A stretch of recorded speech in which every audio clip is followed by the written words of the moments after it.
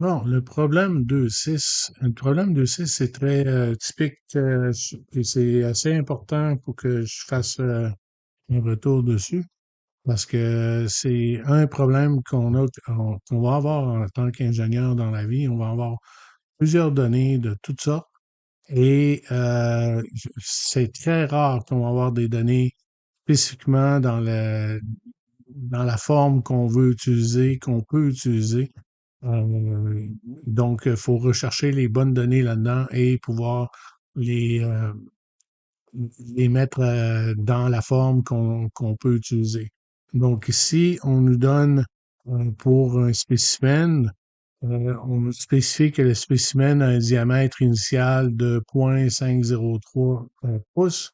Donc, c'est une barre ronde. Et la longueur entre les repères, la longueur initiale est de 2 pouces. Et on nous donne, selon un chargement de charge en livres force, une élégation et une aire mesurée. Donc, on a ici le secteur plastique, pardon, le secteur élastique et on a ici le secteur plastique. Et si on voit dans les données, on a deux données, 8800 livres et 9200 livres, qui sont répétées pour les deux. Donc, on est à ces mesures-là, on n'est plus vraiment élastique, on est plutôt plastique. Donc, on nous demande en A de faire le diagramme de contraintes et déformations à partir de ces données-là. Donc, on a ici des élongations et en partie élastiques, euh, même si on ferait le diagramme des vraies élégations et des vraies contraintes, on n'aurait pas besoin de faire vraiment de changements euh, pour un graphique vrai ou un graphique de type engineering. Donc, si on se rappelle, cet secteur-là est là. Donc, la première chose, c'est de prendre ces charges-là et d'en faire des contraintes. Donc, pour prendre les charges et d'en faire des contraintes, faut trouver c'est quoi l'air. Donc, l'air est tout simplement,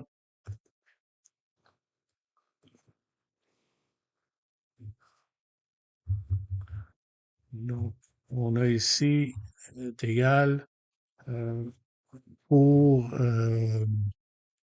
Excel, on a une belle fonction pi ici. Donc, pi fois le diamètre initial qui est ça ici au carré et divisé par 4. Il ne faut pas oublier de diviser par 4 parce que c'est un diamètre qu'on nous donne. OK? Donc, l'air initial est de 0,199. On va le mettre en bon format ici pour on n'a pas besoin de plus que 3 chiffres. Et c'est des pouces carrés. OK? Donc, ici, on va se mettre une colonne, on va insérer une colonne, oh, pardon. Donc, on va insérer une colonne ici,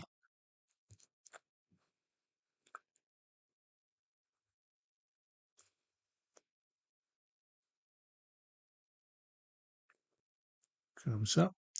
Et on va tracer la colonne des contraintes qui sont des pouces par des livres par pouce carré. Donc, on a ça ici. Donc, c'est égal à la force qui est ici, la charge, divisé par l'air qu'on vient juste de trouver en pouces carrés. Et donc, on a ça ici. On va encore le transformer. Fait qu'ici, pardon, l'autre sens, on n'a pas besoin de décimales. On va garder ça comme ça ici. Donc, ça, on va aller jusqu'ici. Hop. OK, quand ça fait ça, c'est à cause que j'ai oublié de faire dans ma formule, faire spécifiquement que cette valeur-là ne change pas. Donc, on met un signe de dollar après la lettre. Et donc, quand on va le copier, il va rester constant. Donc, comme ça. Euh, pour ceux-là, comme j'ai dit, on va faire de même. On va tout simplement amener ces valeurs-là en haut. On va tout mettre ça ensemble. Ça va être bien plus facile pour tracer plus tard le graphique. Donc, on amène ces valeurs-ci. On prend ces valeurs-là et on les enlève aussi. Et voilà. On peut effacer, il n'y a pas de problème. Donc, on refait la même chose, copier-coller pour le reste. Et ça nous donne nos contraintes mesurées. Donc, ça va de 5 000 à 74 000. Donc, maintenant, il faut prendre soin de nos élogations. C'est une élongation, c'est pas une déformation. Donc, on va insérer encore une colonne. OK. Cette fois-là, on va la mettre ici. Et on va faire déformation.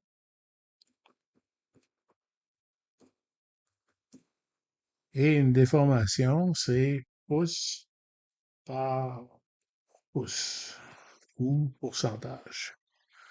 Donc, comme ça.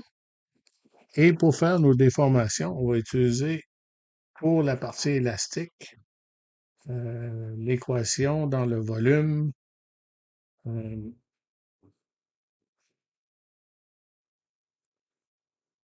donc, l'équation 2,2 du volume. Donc, on prend la longueur, l'élongation qui nous est donnée, moins l'élongation initiale, divisé par l'élongation initiale.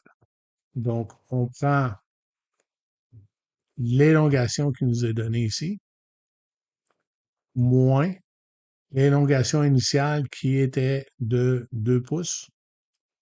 Donc,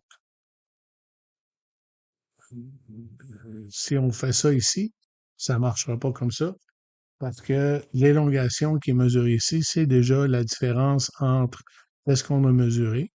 Donc, en fait, quand on applique 1000 livres, les repères, la distance entre les repères est de 2,004, 3,0 et 4.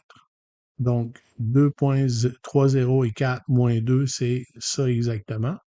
Donc, on fait égal à ça, divisé par la longueur initiale, donc divisé par 2, et ça nous donne donc notre élongation. On marque 0 ici parce qu'on a enlevé les décimales. Oh, mauvaise version, mais si on en remet les décimales, vous voyez, on a donc un point 0,002. OK? Donc, on fait la même chose ici. On met un signe de dollar pour que cette donnée-là soit, cette case-là soit constante. Et on copie-coller pour le reste ici.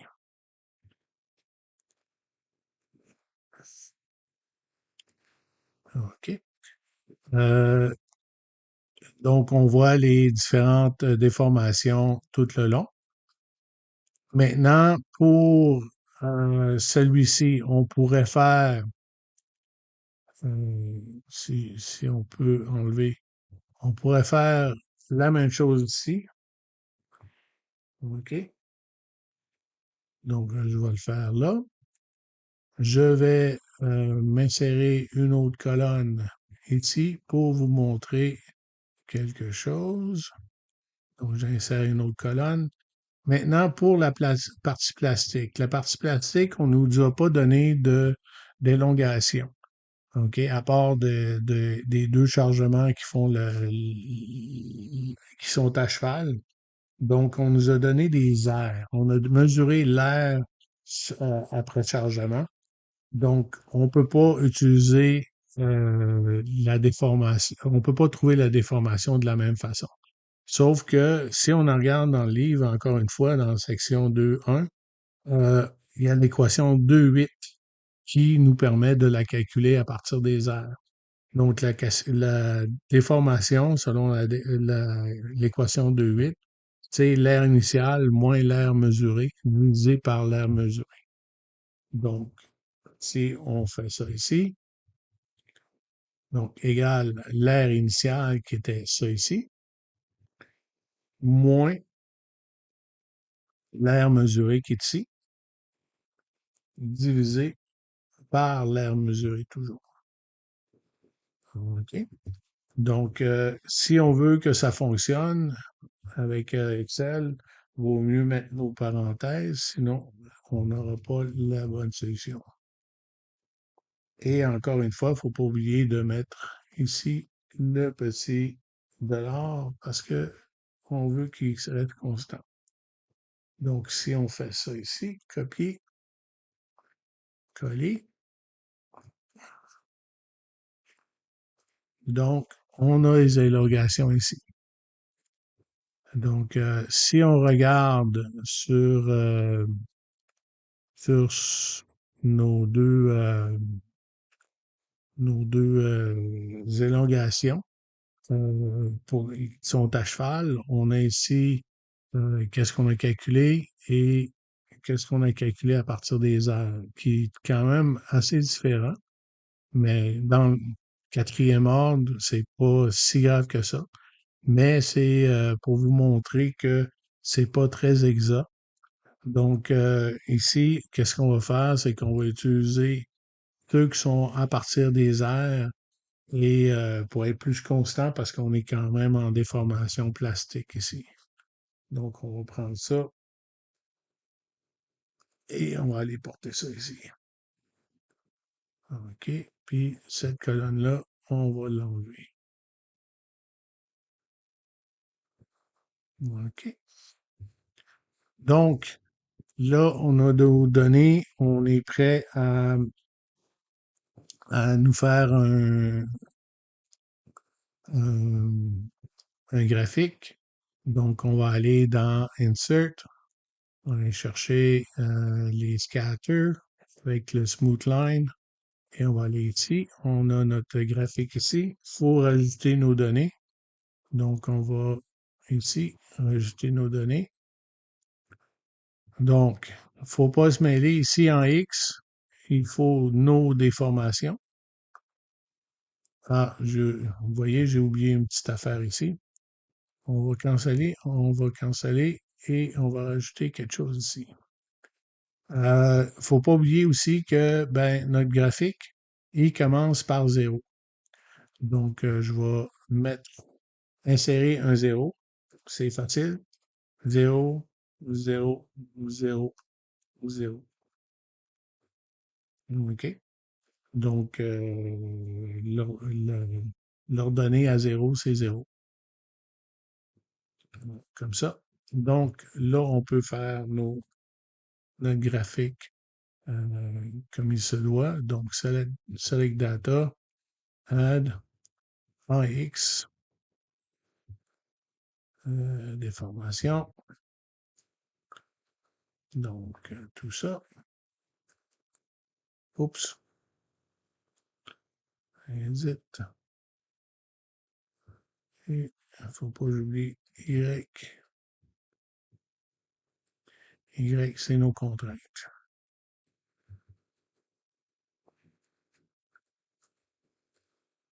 Et voilà.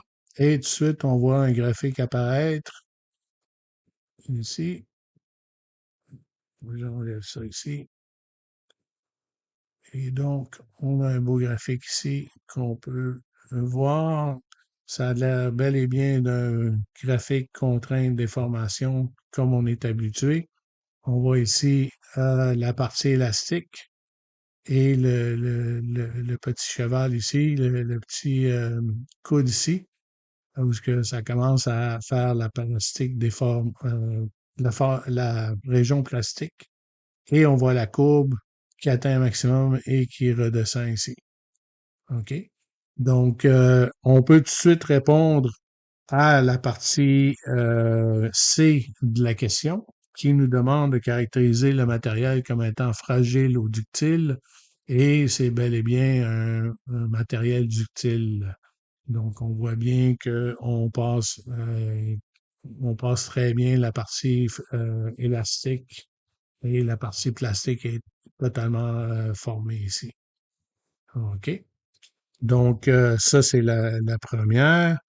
On nous demande de trouver le module d'élasticité, le 2%, pour trouver la limite d'élastique et la limite ultime.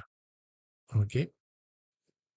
Donc, pour faire ça, on va, au lieu de prendre tout le graphique qui est ici, on va te faire un autre graphique, mais avec seulement la partie élastique.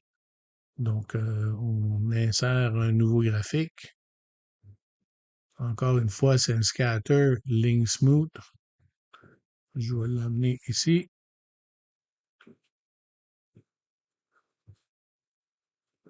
Encore une fois, je vais chercher mon data. La raison que j'en fais un deuxième, c'est que vous voyez bien qu'à partir du premier, avec la partie élastique, on voit vraiment rien. Donc, on va aller chercher seulement la partie qui nous intéresse. Donc, non, c'est pas tout que je veux. C'est seulement jusqu'à cette partie-là. Et dans Y, puis encore une fois, il ne faut pas se mêler les deux. La contrainte, c'est ici, jusqu'ici. OK. Donc, OK. Et on voit le graphique apparaître ici. Donc, la partie élastique, entre guillemets. Euh, Bien sûr, c'est pas toute la partie élastique, ça, parce que on voit ici on commence à avoir une déformation plastique ici. Donc, pour faire qu'est-ce qu'on a besoin, à partir de ce graphique-là, on va vouloir trouver qu'est-ce qu'on appelle une trend line, c'est-à-dire une régression linéaire pour trouver la fonction de la courbe qui est ici, la courbe qui est linéaire, plus ou moins linéaire, mais parce qu'on voit des petites différences ici.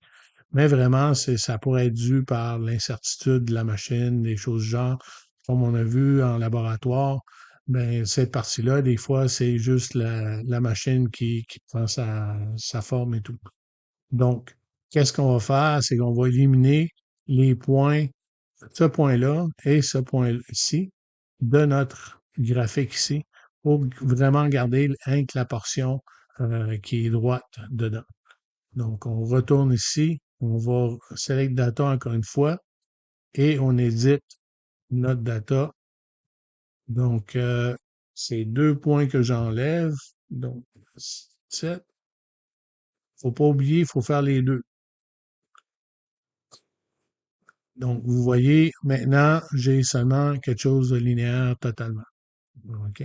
Donc, dans mon graphique, je vais aller dans Add Chart Element, additionner un élément de la grille.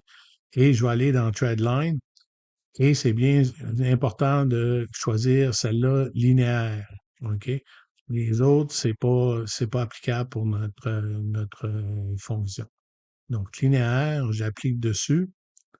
Je vais chercher mon threadline et je vais chercher sa définition. Donc, format threadline.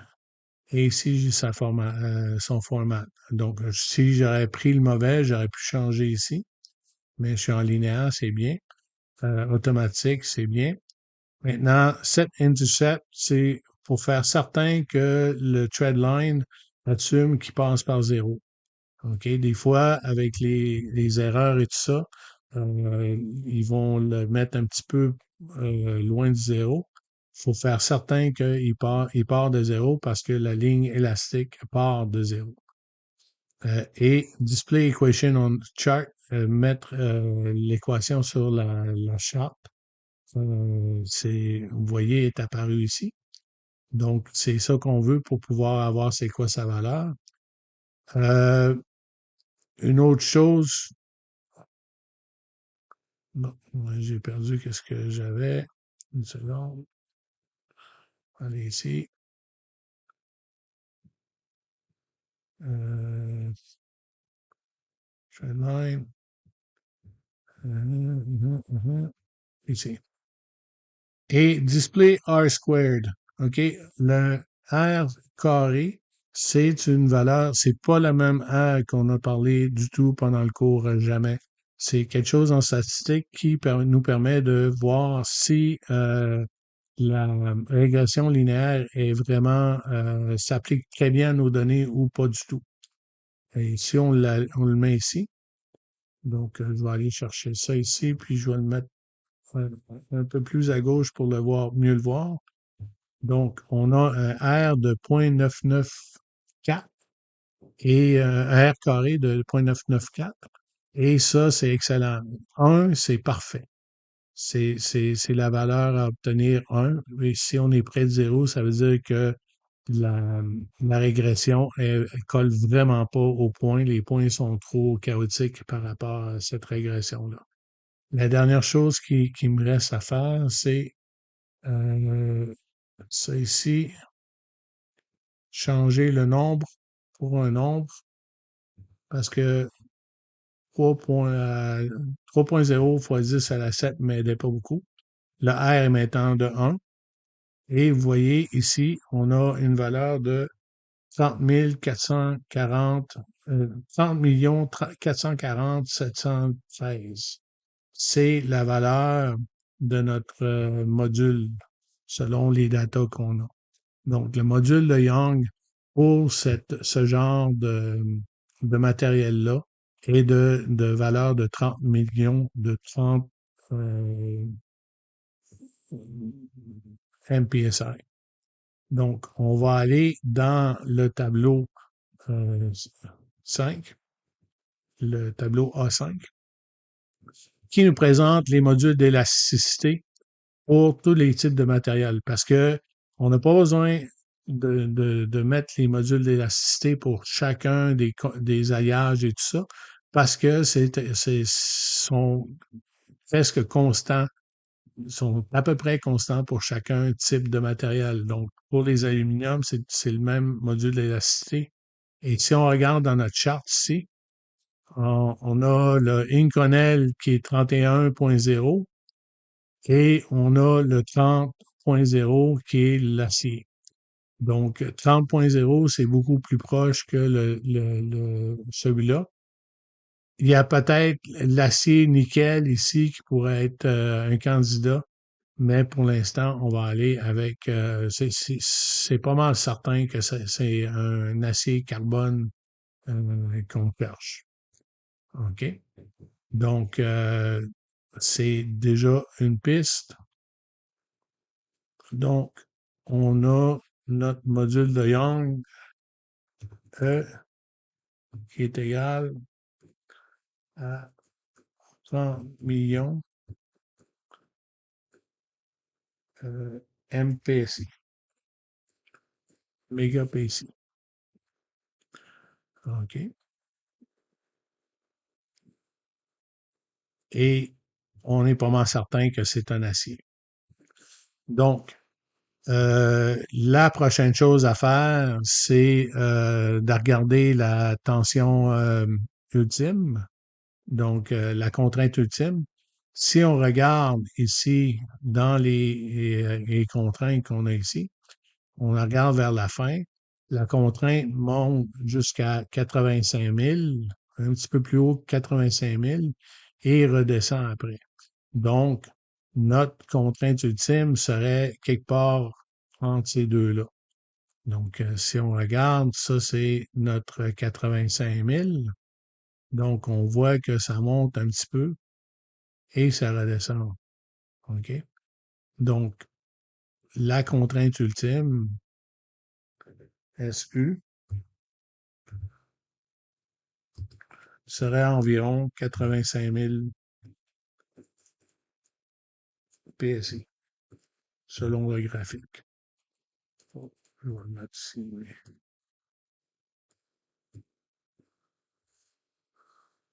Ouais, j'ai mis, ouais, c'est 30.0. Ça, c'est pas correct de le marquer de même. Euh, ouais, j'ai mis 0 plus ça ici.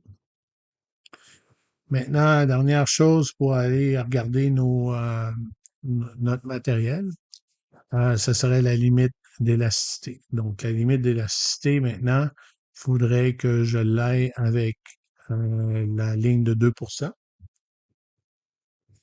Donc, je vais revenir à ce graphique-là. Et non, en fait, je vais revenir ici avant et je vais me faire la ligne de 2%. Donc, la ligne de 2%, c'est quand même facile à faire. C'est maintenant qu'on a la, la limite d'élasticité qui est ici, mais en fait, on a celle-là qui colle à notre data qui est ici. Euh, Plutôt le module d'élasticité, pas la limite. On peut calculer, c'est une ligne qui va être parallèle à celle-là, à partir du data de la déformation. Donc, on se fait pour la limite le 2%. Donc, on va tasser ça un petit peu. Se fait à partir du 2%. Donc, on va dire ça, c'est égal à ça, plus 0.002. C'est 0.2%. OK. Donc, ça me donne ça ici. Donc, je vais faire ça pour tout le reste de mes élongations, mes déformations, pardon. Pas tout le reste, mais en fait, parce que je veux garder ça dans le plastique. Donc, je vais aller ça juste ici. Et pour la contrainte, donc le chiffre qui va être ici, je vais tout simplement faire cette équation-là ici. OK?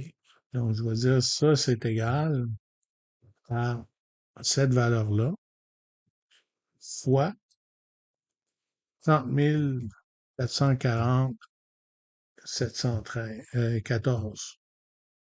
OK? Pas besoin d'être hyper précis. Donc, ça donne ça. Maintenant, j'ai un problème. C'est que cette valeur-là ici, à 0.02, OK, qui est pas par ici, la valeur, il faut qu'elle soit 0.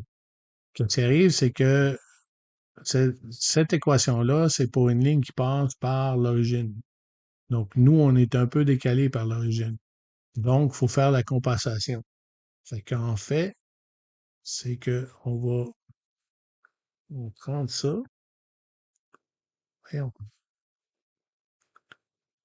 on va prendre ça, on va tasser ça un peu, ici, et on va refaire la même chose.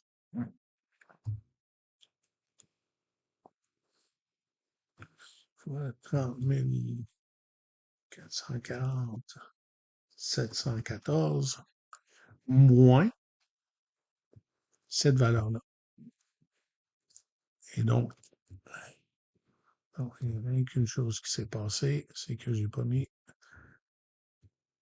mes, mes parenthèses comme ça. Oh, qu'est-ce qui se passe là? Qu'est-ce qui se passe de pas correct? Ah, il manque un zéro ici. Et voilà. Donc, j'ai un zéro. Donc, tout va bien ici. Je vais mettre mon petit dollar ici pour que ça fonctionne. Et je vais copier pour le reste. Donc, comme ça. Ici, on va aller tasser notre graphique On va le tasser ici. Et on va revenir sur notre graphique ici. Donc, ici, on a les déformations pour la ligne à 0.02, la ligne décalée de 0.02 d'ici, et des valeurs pour chacun des points, nouveaux points qu'on a. Donc, on va revenir ici. On va aller dans les datas. La série 1, c'est la série qu'on voit ici en bleu. On va aller les lister. On va aller rajouter les points qu'on avait enlevés tout à l'heure. Parce que l'offset va nous amener un peu plus loin. Donc, on va ici. Comme vous voyez, si j'avais gardé ces points-là, j'aurais eu une mauvaise ligne de, une mauvaise régression. Il fallait qu'elle soit restreinte à vraiment la partie droite. Fait qu'il faut faire bien attention de qu'est-ce qu'on définit pour ça. Maintenant, je vais rajouter une autre série, puis c'est la série qu'on vient juste de travailler. Donc, celle-là ici. OK, oups. On va aller l'éditer.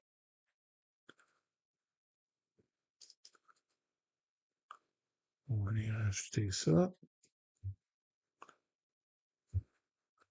Et voilà.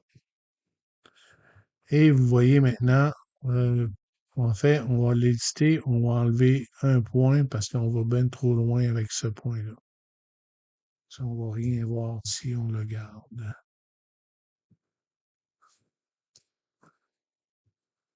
OK. OK. Fait que, donc, en bleu, je vais enlever ça. En bleu, on a la courbe qui correspond à cette courbe-là ici. OK. Enfin, on s'en va jusqu'ici.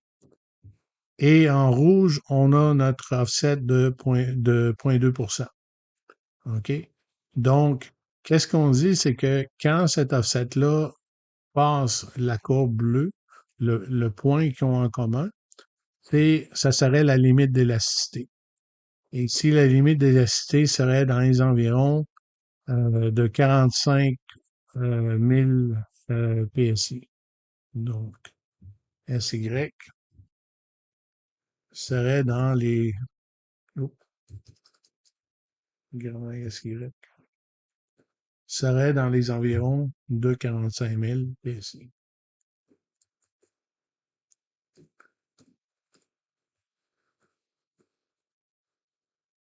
Et voilà. Donc, on a ces valeurs-là ici d'après notre tableau. Donc, si on va dans les tables, donc ça c'est la table qu'on avait tout à l'heure. Ici, on a une table d'acier, OK, STM avec les limites ultimes, les limites d'élasticité en KPSI. C'est ce qui nous intéresse. Donc, on cherchait quelque chose en ultimate strength, dans limite ultime, des environs 85. Donc, on a ici, OK, 82, 85. Et si on en regarde dans limite d'élasticité, celui-là est beaucoup trop haut comme limite d'élasticité, 71. Celui-là est plutôt dans le coin qu'on avait. Donc, on peut attribuer le fait que on avait mis 85 par une erreur ou une erreur de mesure ou quelque chose du genre. Donc, en fait, ce serait le SAE 1045 HR qu'on qu'on aurait comme spécimen.